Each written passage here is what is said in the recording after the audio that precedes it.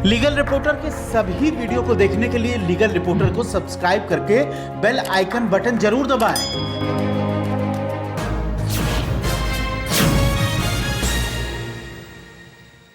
नमस्कार, legal reporter में आपका स्वागत है। हमारे खास कार्यक्रम लीगल लीजेंड में हम सुप्रीम कोर्ट, हाई कोर्ट के तमाम सीनियर एडवोकेट्स का इंटरव्यू करते हैं और इसी श्रृंखला में हमारे साथ बातचीत करने के लिए सीनियर एडवोकेट रविकांत चड्ढा जी हैं। रवि जी, आपका स्वागत है लीगल रिपोर्टर में और लीगल लीजेंड के इस प्रोग्राम में हम आपसे तमाम ऐसी बातें जो करीब 4 दशक से ज़्यादा का आपका अनुभव रहा है। चड्ढा सर, शुरुआती दौर में आप बताइए कि एक तो पैदाइश कहाँ रही, फादर आपके क्या करते थे और वकालत में क्या लीगेसी आपको पेरेंटल मिली या ये मैं आपको पूरा बताता हूँ। देखिए, आई वाज बॉर्न हिमाचल में मैं हुआ बॉर्न, और मेरे नाना जी जो थे वो भी सीनियर एडवोकेट थे। हमारी ये है लीगेसी कि मैं 4th जनरेशन इस लीगल जो है फील्ड में हूँ, और मेरे फादर हायर जुडिशरी में थे यहाँ दिल्ली में, एंड ही वाज फेमस। उन्होंने एक बड़ा लैंडमार्क दिया था ऑर्डर, जिसमें ही सेंटेंस्ड एक आदमी था, वो इंटरनेशनल था, चार्ल्स सोबराज, तो उसको उन्होंने सेंटेंस किया था जब वो दिल्ली में शाहीन जज थे। और उनके ऊपर एक बुक भी लिखी गई है सर्पेंटाइन नाम से, और एक उनके ऊपर एक मूवी भी थी बनी।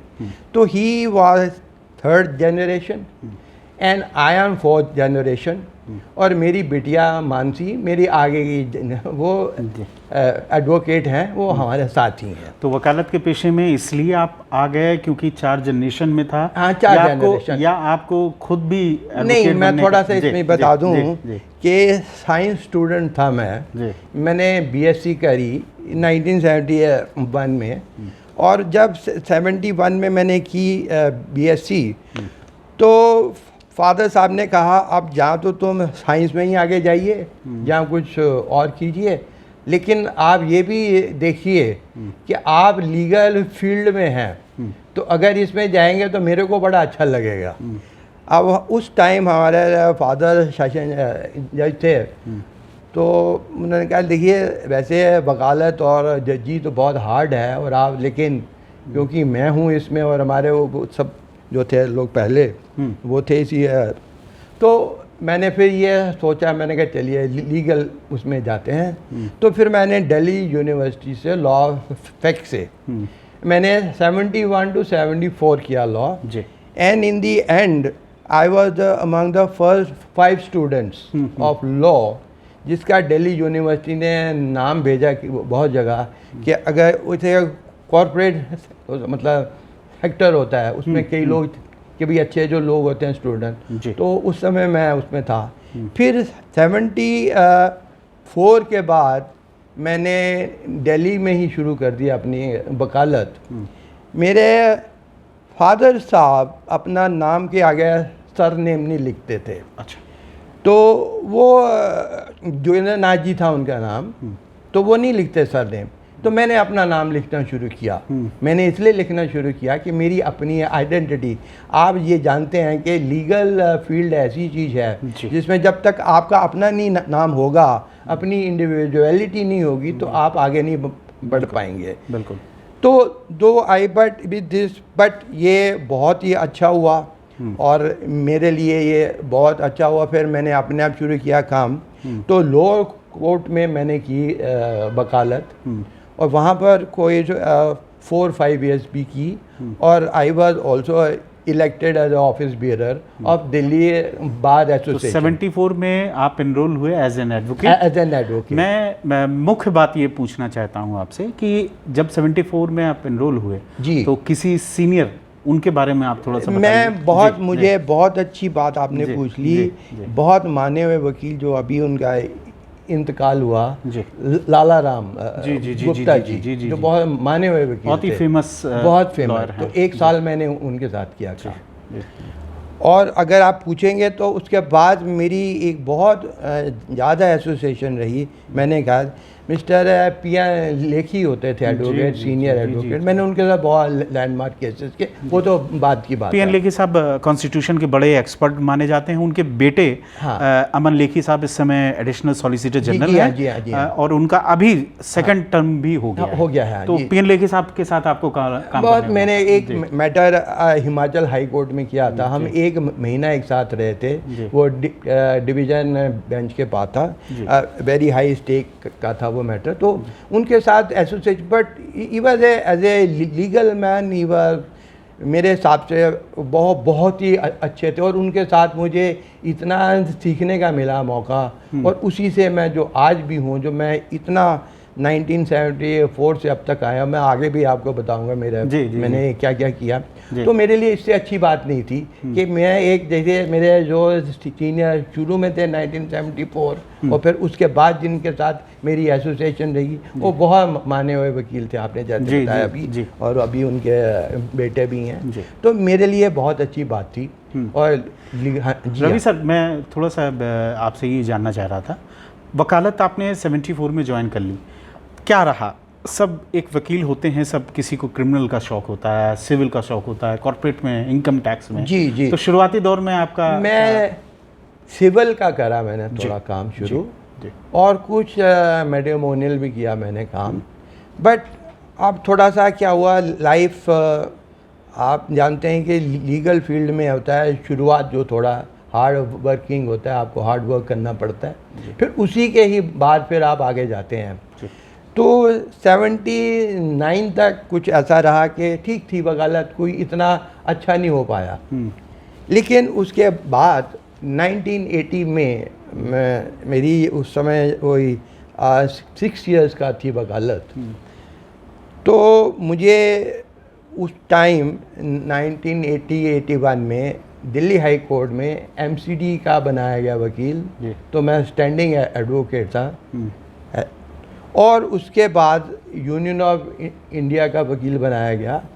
फिर उसके बाद क्या हुआ, शुरुआत हो गई, फिर मैंने अपने आप को हाई कोर्ट में ले आया, क्योंकि मैं जब हाई कोर्ट में आ गया तो वो फिर उस दौरान में मेरा हाई कोर्ट में अलग तरह की एक वकालत शुरू हो गई। लेकिन मैं थोड़ा सा रवि सर पहला जानना चाहूँगा, अगर आपको याद हो आपका अपना लड़ा हुआ पहला केस, क्या उसमें आपको रिलीफ मिली थी, नहीं मिली थी, जो भी था, अगर आपको पहला केस याद? मेरे को बताता हूँ कि मेरा शुरू का केस है कि जस्टिस अवध बिहारी होते थे, जो मुगल रोहतगी साहब के थे फादर। तो वो हाउस टैक्स का होता था, बेंच होता था, तो उसमें कुछ हाउस टैक्स का था बड़ा। ये आपका पहला केस था? हाँ, जो कि मतलब, और उन्होंने मेरे हक में ऑर्डर किया था। अच्छा। और उन्होंने, अभी मैं अगर करूँ याद, तो यही था कि प्रॉपर्टी टैक्स कैसे होगा, एक वेकेंट है लैंड, उस पर होगा कि नहीं होगा, तो इस तरह का था। तो जो मैंने एमसीडी की ओर से आर्ग्यू किया था, वो उन्होंने मेरे हक में करा। तो उससे भी मुझे थोड़ी सी वो मिले, और फिर मैं आगे फिर एमसीडी में बहुत सारे केस किए। तो ये मेरा एक जी। तो ये सफ़र जब सीनियर डेजिग्नेट 2005 में आप हुए, उसके बाद तो साल 2005 की वो क्या, तब तक आप कितने केसेस वगैरह कर चुके थे? हाँ, उसके बीच का मैं आपको बताता हूँ। उसके बीच में अभी मैंने जैसे आपको बताया 1980, फिर उसके बाद 81, फिर मेरे को एक 1985 में एक और मिला मुझे बूस्ट। एक होटल का था ग्रुप, बहुत बड़ा, इंटरनेशनल भी है, यहाँ पर भी उनके होटल हैं, वो 5 स्टार होटल था। तो उनके मुझे सारे मैटर्स करने का हुआ, और उनके साथ फिर मेरी एसोसिएशन उस समय से लेकर आज तक है। उनके मैंने बड़े बड़े केस किए। फिर मैं फिर एमसीडी का वकील नहीं रहा। फिर मैंने उनकी तरफ से एक बहुत बड़ा लैंडमार्क केस किया, जो उनके ऊपर भी हाउस टैक्स था, लग गया था होटल के ऊपर। तो उसमें मैंने ये ली थी प्ली कि अगर कोई एडमिशन है एमसीडी की इसी बारे में कि आप इतना प्रॉपर्टी टैक्स देंगे, बाद में उसकी लेवी वो हायर कर देती है और बिना उसको सुने हुए, तो उसमें डिवीज़न बेंच का, मुझे आज भी याद है, जस्टिस कृपाल साहब थे और जस्टिस संतोष दुग्गल ने, first time in the history of the high court, उन्होंने बिना कोई अमाउंट डिपॉजिट करने के बोल के हमको कहा आप जो अभी तक देते आए हैं टैक्स वो देंगे, और उन्होंने ये कह दिया कि जो हाउस टैक्स एमसीडी ने लगाया नहीं, और फिर वो केस ऊपर भी गया सुप्रीम कोर्ट में, दूसरी पार्टी यानी एमसीडी गई। अब मैं उस समय एमसीडी के ओर से नहीं था, छोड़ दिया था मैंने। तो वो फिर केस वो हमारे ही हक में हुआ। उसमें भी ऑनरेबल सुप्रीम कोर्ट ने ये ऑर्डर किया कि देखिए ये आप ये जो कह रहे हैं ठीक, लेकिन ये इनको जो देना है टैक्स ये ऐसे ऐसे करके देंगे, ये वो। तो साल 2005 में सीनियर एडवोकेट बनने के बाद किस तरह लाइफ चेंज हुई? बड़े मामले ज़्यादा करने को बेहतर? जी जी जी, प्लीज। उसके बीच में क्या हुआ कि और भी 90s के बीच में जी अर्जुन सिंह जी थे जो एक्स मिनिस्टर थे, एचआरडी मिनिस्टर थे। तो एक लिबरान कमीशन था जो अपॉइंट हुआ था कि जो बाबरी मस्जिद के ऊपर, उसमें बहुत सारे लोग थे, जिसमें मतलब ये मैं इनकी तरफ से हुआ अपीयर।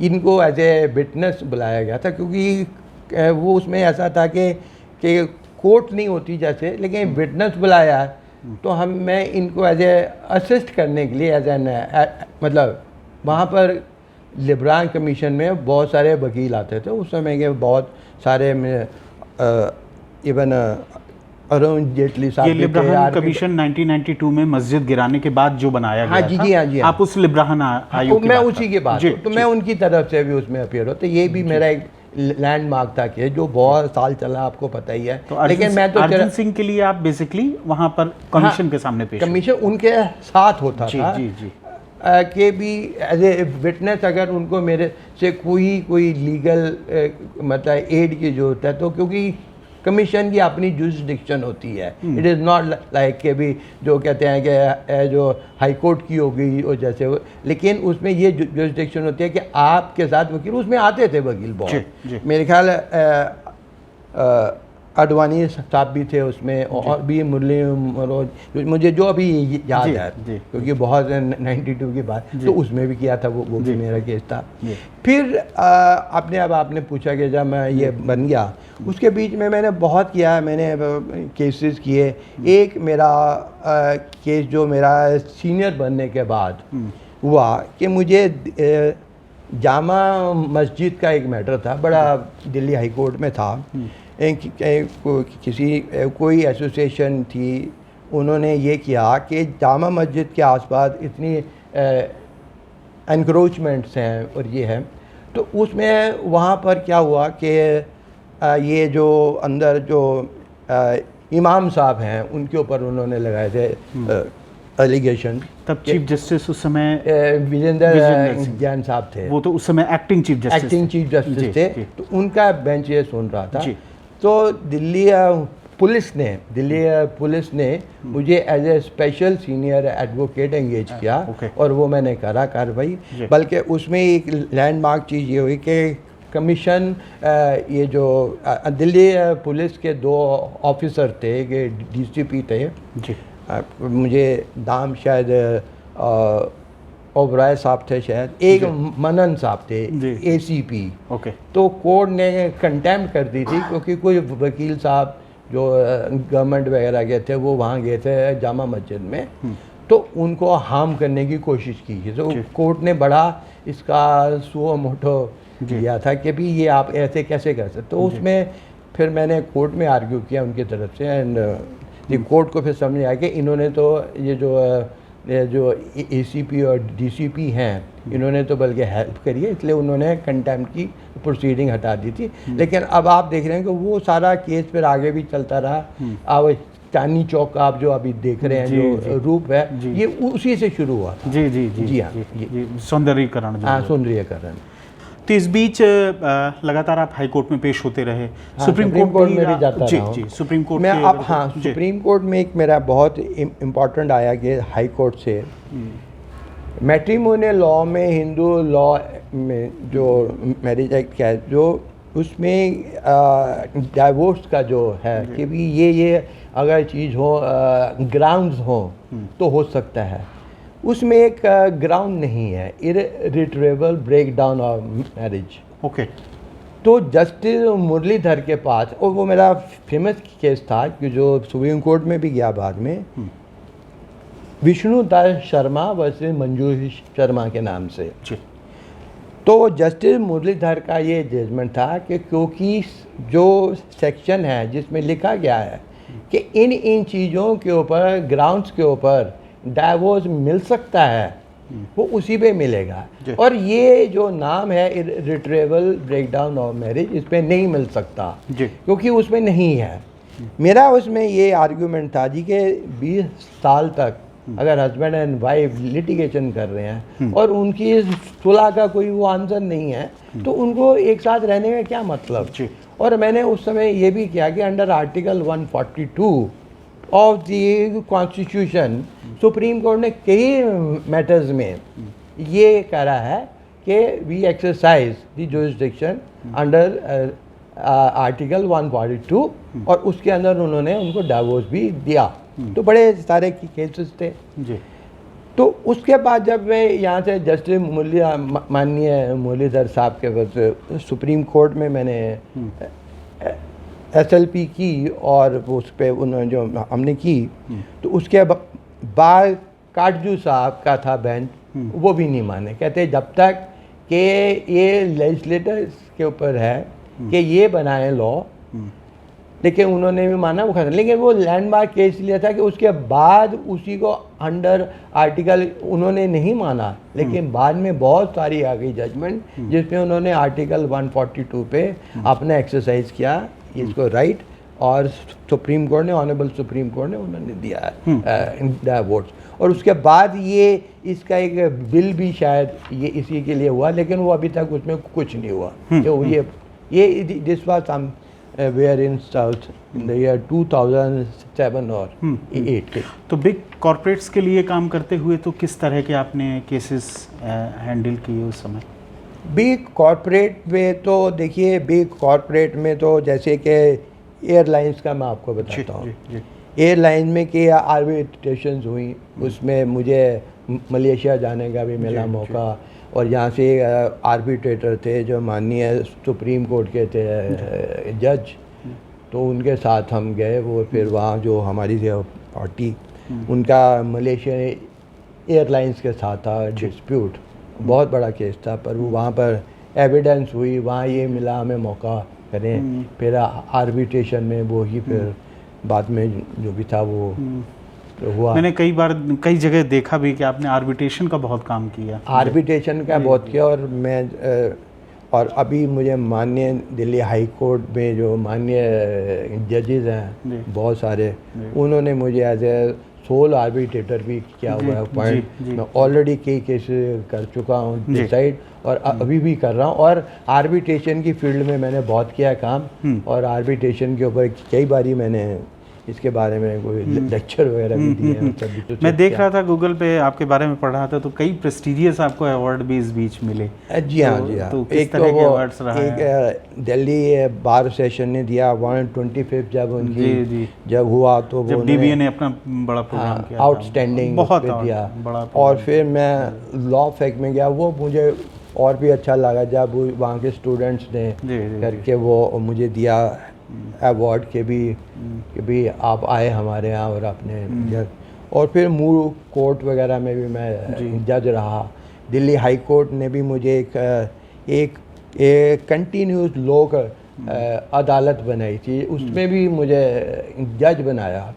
और मैं जो जजेस थे वहाँ, तो एक बेंच बैठता था, एक ऑनरेबल होते थे जज, हो मैं उनके साथ में जज भी मैं बैठा हूँ। मैं एक आर्टिकल पढ़ रहा था आपके बारे में, आपने लीगल एजुकेशन को लेकर जो वाइड इंटरनेशनली तमाम चीज़ों को, भारत को कैसे इंटरनेशनल लॉ के साथ कोप अप करेगा, वो आपने तमाम आर्टिकल लिखे।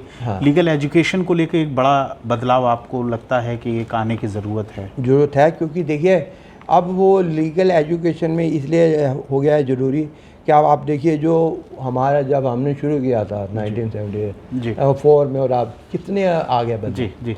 अब आप सोच सकते थे क्या कि जो वर्चुअल होगी हियरिंग आज, उस ज़माने में नहीं सोच सकते थे आप, जब सारा काम हाथ से होता था। लेकिन ये अच्छा है कि हमको भी समय के साथ अब उस रूप में आ गए हैं हम, और उस रूप में हम ये सारा कर रहे हैं और बहुत अच्छा है। लेकिन हाँ, ये ज़रूरी बात है कि एडवोकेट्स के फिज़िकल हियरिंग भी बहुत है ज़रूरी, और होपफुली आप थोड़ा सा आपको बेंच की तरफ ले जाना चाहूँगा।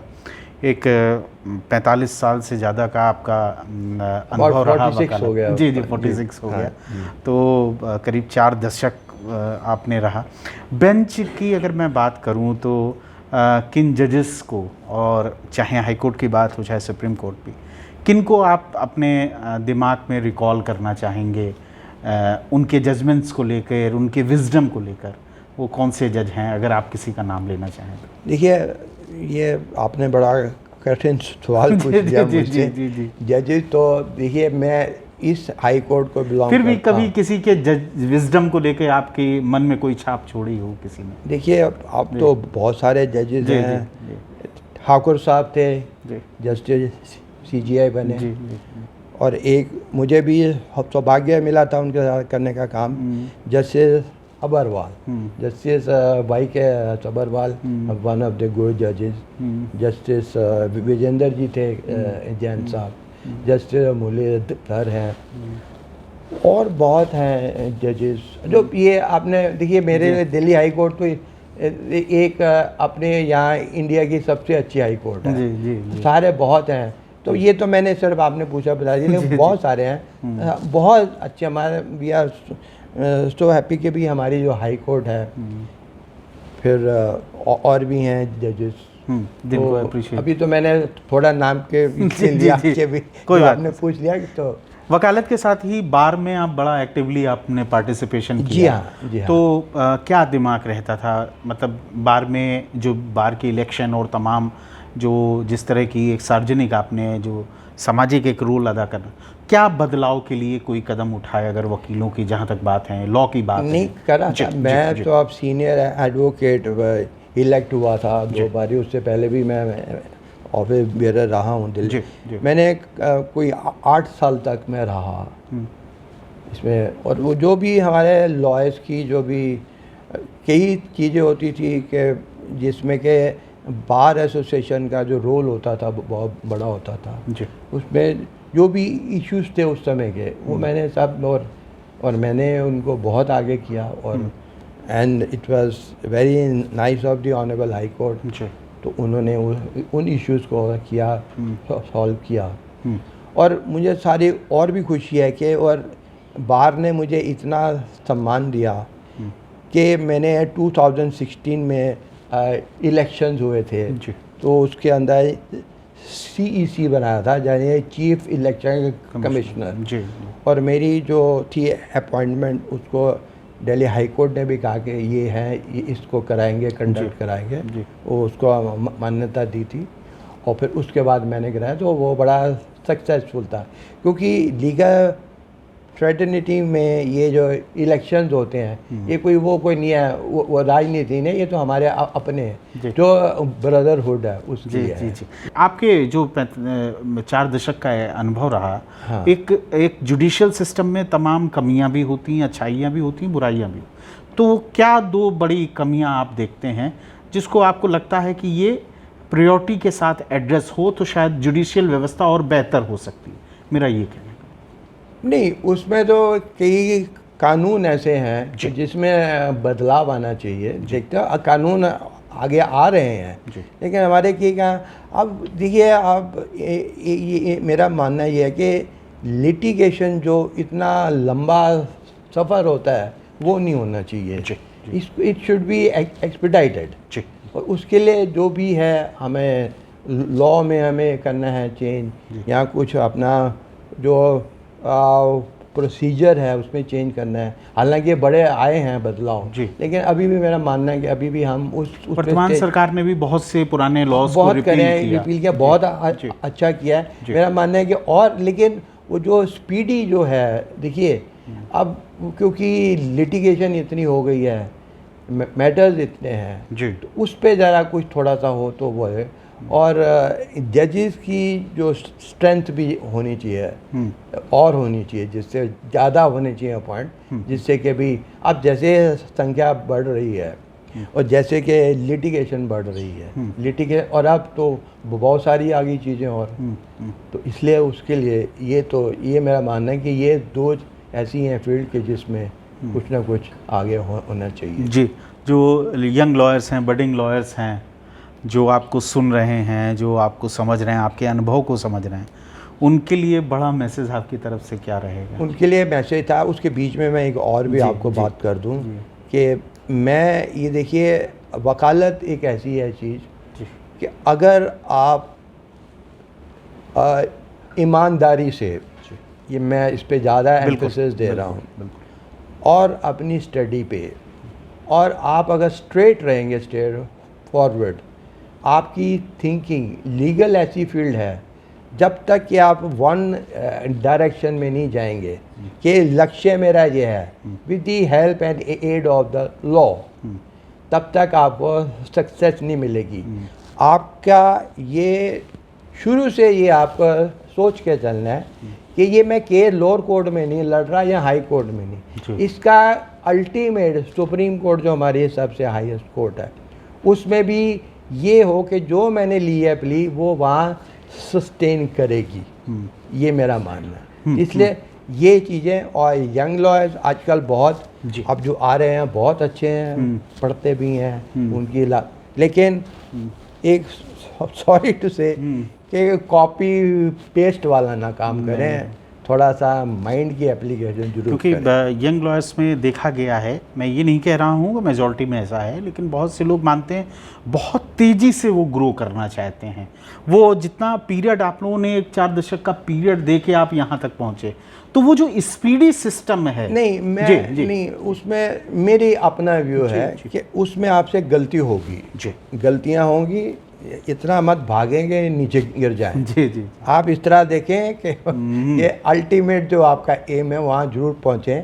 इतनी जल्दी देखिए, आप अगर आपको हर एक चीज़ का आपको ये पता है कि ये ऐसे है, ये ए है, ये बी है, जो भी है, और लॉ के अंदर इसको कैसे करना है फिट, तो अल्टीमेटली आप उसको इस तरह लेंगे कि मैं जो पहुँचूँ उस जो मेरे को चीज़ें करनी है प्राप्त, वो जल्दबाजी मत कीजिए, उसका मेरा मानना है। क्योंकि मेरा एक्सपीरियंस, मैं उस हो सकता है कि आगे आने वाले भी जो साल उसमें और आ जाए, मतलब चेंजेस आ जाए, तो ये है। तो मैं एक बार आपको बता रहा था कि लॉयर के लिए कोई नहीं है एंड, लॉयर किसी भी जगह जा सकता है अपने। और मुझे फिर आपने मेरे से इंटरनेशनल की बात करी, मैं दुबई गया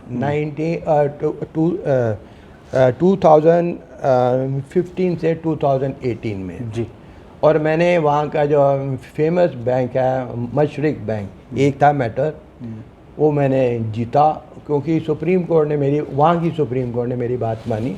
वहाँ सिर्फ ये है कि दुबई में वो अरबिक होती है लैंग्वेज जो, तो वहाँ की कोई लॉ फर्म के साथ आपको एसोसिएट होना पड़ता है, क्योंकि उसके हाँ वहाँ की जो सुप्रीम कोर्ट में आप आर्ग्यू कर सकते हैं, बाकी की कोर्ट में थोड़ी डिफ़िकल्टी होती है, बट आप उनके साथ, बट एक बहुत ही ताकि भी एक यहाँ का इंडियन लॉयर वहाँ गया और उसने वहाँ सक्सेस की, और उन्हीं के लॉ में मैंने गलतियाँ निकाली कि भाई ये इसमें ये जो लॉ है उसमें बड़े बदलाव की ज़रूरत है। नहीं वो तो खैर वहाँ उसका वहाँ सिस्टम है कुछ और। तो मेरा मानना है कि भाई आप इंटरनेशनली भी जाकर, और क्योंकि हमारा लीगल जो ब्रेन है, लीगल एक्यूमेन जिसको कहते हैं, वो ऐसा है कि हमको ये बता दिया जाता है, ये हमको शुरू से आज तक बताया कि जब तक आप अच्छी तरह से उस चीज़ को समझेंगे नहीं और खामियां जो हैं उसमें हैं, तो उसको कैसे वो लूप होल्स को दूर करेंगे, तो आप के जीत सकते हैं। इसलिए ये लीगल फील्ड है, कहीं भी आप जा सकते हैं, कहीं पहुंच सकते हैं। अब एक मैं इस इंटरव्यू को ख़त्म करने के साथ ही एक लास्ट आपसे और बहुत महत्वपूर्ण क्वेश्चन पूछूंगा सर, आप अपने आप को फिट कैसे रखते हैं? फिट का ये है, आपने बहुत अच्छा क्वेश्चन पूछा। Fit now I have just completed 69 years.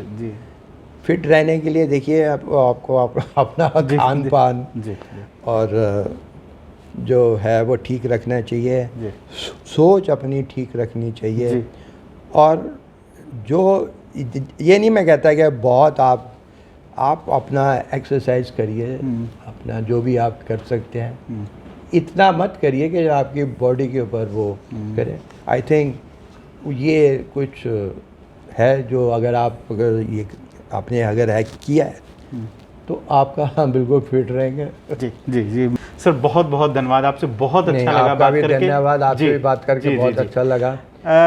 Are के चड्ढा साहब का एक लंबा अनुभव, और आपने उस लंबे अनुभव से तमाम बातें निश्चित रूप से सीखी होंगी।